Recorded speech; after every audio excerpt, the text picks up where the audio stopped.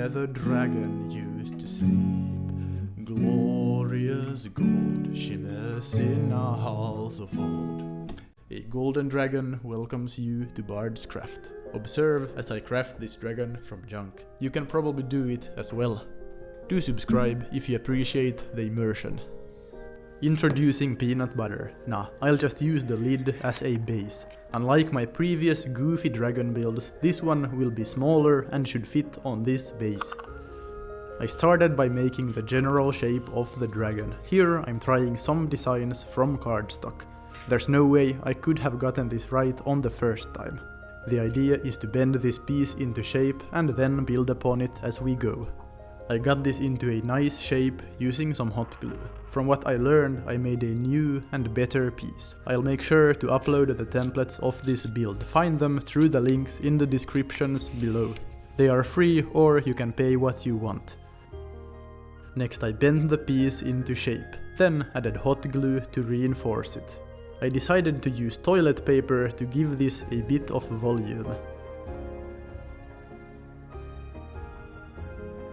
And of course some more hot glue to go along.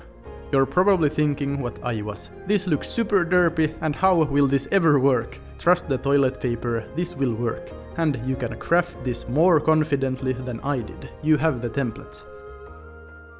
I then cut out an identical piece, but bent it in the other way of course. Then I applied plenty of hot glue while burning my fingers just a bit. Working quickly here, I glued in the piece. Now is the time to shape the body of the dragon while the glue is still a bit hot. You can also add more glue later while still shaping it. Here I made sure to bend the neck well. After some cleaning up with the tip of the glue gun, it looked like this. Don't worry about the gaps here. Plates and scales shall be added as armor. Before the armor, I decided to make the limbs. If anything is going to be derpy, it's definitely gonna be the legs. This is what I got. I made cuts along the dotted lines so that I could bend the leg like this. The dragon will sit on the base. The following is easy but a bit tricky. I glued in toothpicks on the inner side of the legs while connecting the loose cardstock bits with the glue. And one more stick here. I made sure to bend these parts out, then glued on the legs. This should look better once I get the claws done. The derpiness factor will also be reduced when adding scales. Once you have them in place, you can add as much hot glue as you want under. Next I figured out what to do with the arms. A few moments later, bam! For the arms I did the same thing with the toothpicks and hot glue. Then I bent the cardstock into suitable shape. It was easier to glue on than the legs. The right arm will rest upon a rock lying on the base, and here the left arm will be mid-slash, performing a mighty attack on whatever foul evil lurked too close. I applied hot glue as filler under the arms, then cleaned up the mess I've created. This is the point where I was thinking, all this work, and will this ever become as epic as I've envisioned? Then I remembered, every single craft it's the same. The spark is gone, but you just gotta keep crafting. I don't even have to believe it will work. Knowing is enough. It always works. I hope it works for you as well. Anyway, this is the fun part. These scales are now all of the same width, but they will be cut into better shapes later.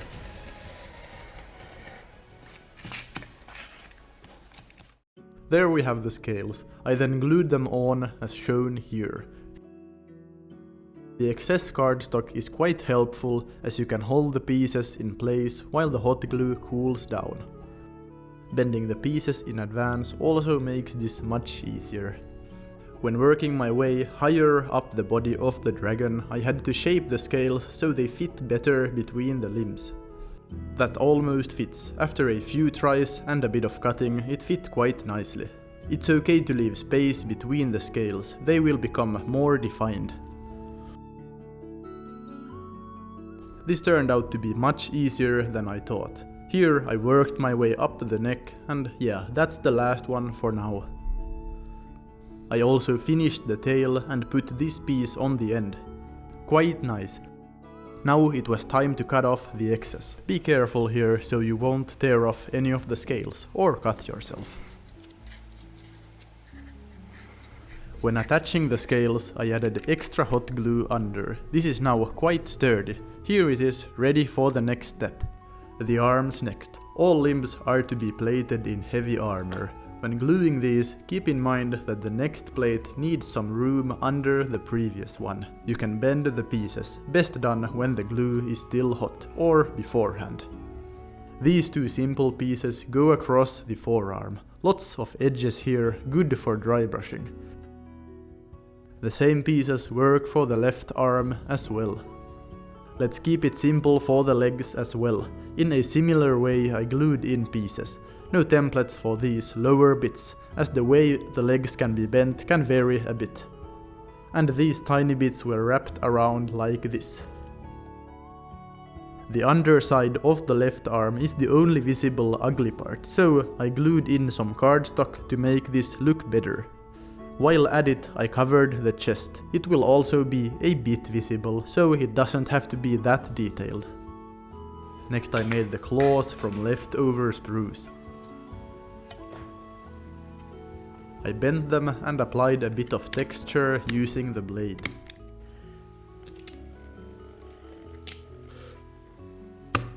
After finding the claws, I rounded these ends a bit. I simply glued these on, starting with the feet. Okay, these might be a bit goofy.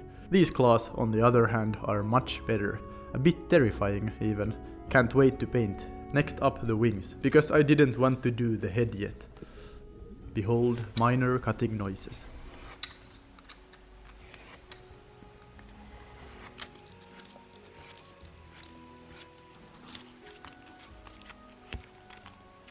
These will be glued onto a simple frame made from barbecue sticks. Note that the stick is bent here. Then I glued them on. First, 5 of the shorter pieces. Should look something like this after a while. I cut away the excess to get a better idea of the shape of the wing. I continued by adding 4 of the larger bits, leaving some gap in between. The last long piece fits under here, and I cut this end a bit pointier. The rest of the gaps were then covered with the smaller bits. I also shaped the inner ends of these bits. The puny battery ran out, but here is the wing. I cut away the excess, trying not to kill myself. The hot glue makes everything much harder to cut. Then I bent the wing into shape and covered the front side with glue. Basing break. In between here I made the base. PVA glue first, lots of it. Then I dropped on my secret chopped up bark flocking. And of course the large stone. This is just a bark bit from pine. A good base if you're running out of thyme. I immediately added more PVA glue as patches, then sprinkled on thyme. Yes, the herb. Stuff from the kitchen works quite well. Next I added the dill. With a few taps, most of the herbs will surely stay in place. When the glue was completely dry, I added blue wash on the stone and on a few spots on the ground. Then I used the strong tone wash.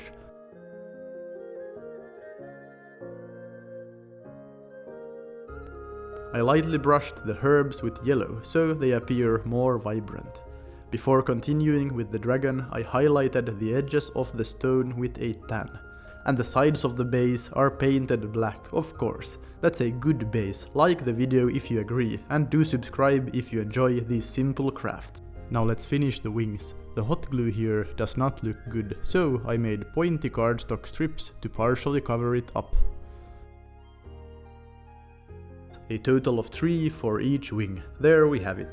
The wings are poked in with glue. I used this large needle to pre-poke a hole. Yeah, that seems to work. I'll attach these after the paint job. Here is an optional step. I made additional details for the wings. When working with a smooth surface like cardstock, it's good to add layers of depth. Majestic. It is now time to make the head. These are the first designs, but will they work? After a while I had these bits. I then made one single piece for the upper head. I folded the piece like this and bent it into shape. When gluing on the lower jaw, PVA glue is better, as it leaves less of a mess. I think this style of head suits well for a true metallic dragon. Then, using the head as a guide, I cut out these eyebrow pieces. The eye will be painted here. And after lengthening the neck by a few segments, I can glue in the head, as simple as gluing in more scales on top, and adding a slight bend to the neck. Before anything, I also glued the jaws together. There, as easy as slaying a dragon. Under here, I just glued in a simple piece. It won't be visible, but allows me to paint the mouth. I got the crazy idea to pour in molten hot plastic into the mouth, and managed to poke in this piece as the tongue.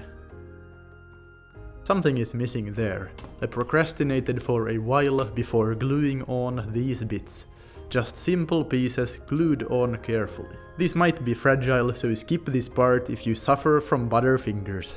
I primed everything with a black base coat, and fixed some uncovered spots by brush. The painting begins, with copper first. I dry brushed the entire dragon, as I still was figuring out how to paint all of this. I did leave the claws and spine flaps black. And then did the same for the wings. I dry brushed with bright gold next. It seems to work for the wings at least. With more paint on the brush, I focused on the tips of these pieces.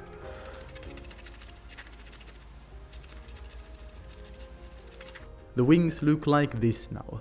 Next, the dragon in the same way. This could surely be painted better. I kind of painted this as I would paint terrain.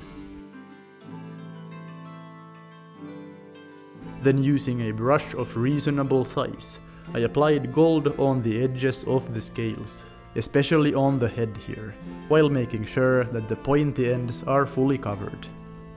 Wherever I found highlights, I painted on them. Here, the folds of the cardstock took paint quite nicely. I'm quite happy with this so far. Next, some extra contrast with shaky white edge highlights, just a bit. Next I made a wash from strong tone and purple, in a bit of water. I applied it on the inner sides of the scales. The regal purple color should complement the majestic gold. I saw the effects clearer as I applied several layers, letting the wash dry in between. It worked really well. As I made more of the wash, I skipped the strong tone wash, just diluted purple now, and I made it a bit thicker. This method was great for the wings as well. After redoing some edges with gold, they looked like this. The claws, I chose to paint them white, and the tail as well. Then I applied the strong tone wash, followed by the diluted purple. I applied the purple on the inner parts, so it gradually fades towards the tip. Then I highlighted with blue, and then with white. That's a bit peculiar, just black and highlights could also work well. I did the same for the spine thingies. Here I made sure to apply the wash and the diluted purple unevenly, since there are no textures on these pieces. Yes, this is quite an edgy paint job. I managed to paint the eyes with purple, blue and white, and did some highlights on the wings. Of legend and myth is the craft of the smith. Glorious gold glimmers in our halls of old.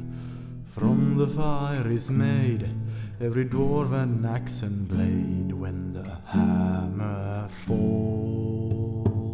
To be continued. Let your hammer fall on the like button. Subscribe and I shall show you how to craft more simple terrain and miniatures. If you appreciate my videos, you can support the making of them on Patreon or use the links in the descriptions.